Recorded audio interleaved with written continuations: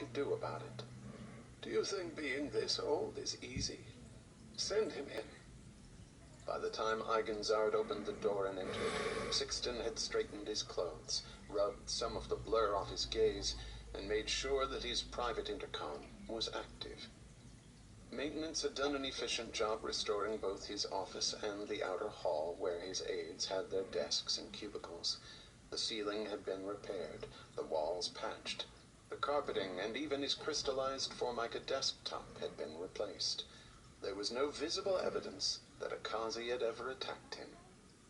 Nevertheless, Maxim Eigenzard came into the room as if he expected to smell high explosives and blood. He was a gray man who cultivated an air of diffidence which had the effect of making him appear smaller than he was. His hair capped itself to his head as if it didn't want to attract attention. He wore tidy, gray, bureaucratic garments with impersonal lines and no distinguishing features. His suit could have been worn by anybody. Because it hadn't been cut to fit him, however, it failed to conceal the unexpected bulge of his belly. As a result, his stomach contrasted incongruously with his lean face and limbs. Except for his abdomen, he looked like a man who didn't eat often enough to become fat. Special counsel. Sixten didn't trouble to stand. He had enough years and status to get away with sitting in almost anyone's presence. It's easy to catch a man like me sleeping, even if you get plenty of rest yourself.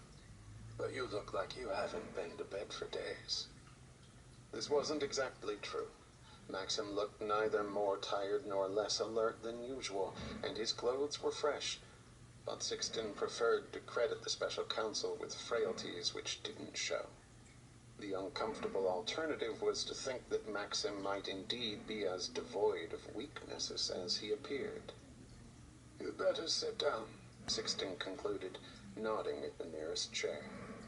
From there, Eigenzard wouldn't be able to see the small LED on Sixten's private intercom, which indicated an open channel.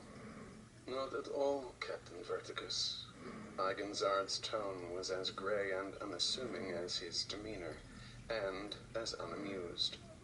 "Of course, there's a great deal of work to be done, but I have a capable staff, and a number of the other members are eager to give me every assistance." He didn't decline to sit, however. By some perceptual trick, his air of being smaller than he was made him appear more solid when he sat, denser, perhaps more powerful as well, as if he contained a nuclear core which was shrinking to critical mass. "Your concern is misplaced," he continued, "if only because I have not recently become the target of assassins."